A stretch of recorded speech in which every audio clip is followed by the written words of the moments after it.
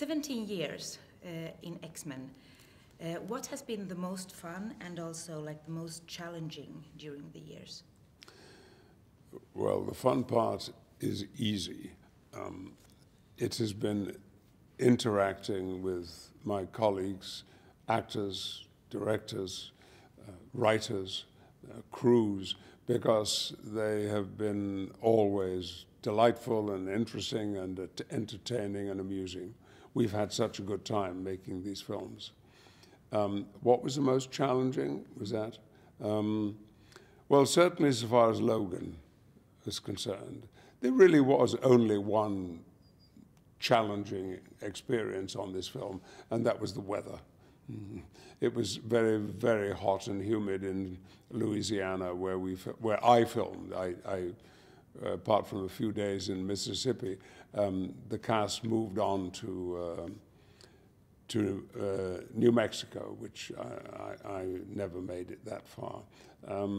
But in every other respect, it was a fascinating and delightful process. Yeah, and a wonderful film. Thank you so much for it. I'm glad you think so. Yes, I really enjoyed it. Your character and Logan are very close in the film, so I would just like to ask you, just between you and me, what do you think about Mr. Jackman in person? Just between you and me? I won't tell anybody. I recall vividly the first time that Hugh Jackman arrived on the set in Toronto. Not yet cast. They were looking for a Logan because, unfortunately, the actor who was cast to play him, well, I say unfortunately, it was unfortunate for him, was suddenly not available. And Hugh arrived to audition for the role, and he sat with the X-Men were sitting around in a circle, Logan less, and he joined us, and all of us, I think, were smitten by him. That's an English word which means, you know, we got a crush on him. And of course that crush has just developed over the years into a great affection and admiration for the man and the actor. Do you wish to work with him in the future? I would hope so. I do actually have a plan to work with him in the future, which I have put to him, and he seems to be interested. Which superpower would you like to have if you could choose? Would I like to have? Yeah. Oh, that's really pretty easy, particularly given what's happening right now to us.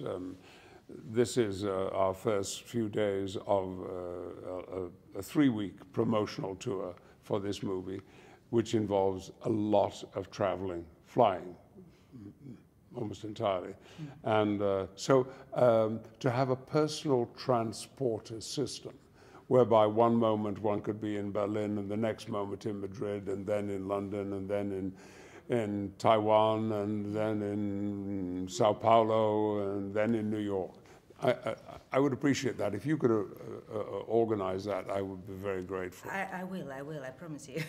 So not flying itself, just like transporting between? Oh yes, you know, one moment you're here and the next moment you're there. All you have to do is to, like the transporter in Star Trek, you know, you dissolve people and then you recreate them somewhere else. It can't be that difficult. So I'm from Sweden. I just want to ask you, what is your view about Swedish film? Well, I was born in 1940, and so Swedish cinema was an important part of my early film-going experience. Of course, I found those films at times very challenging, but also thrilling and exciting.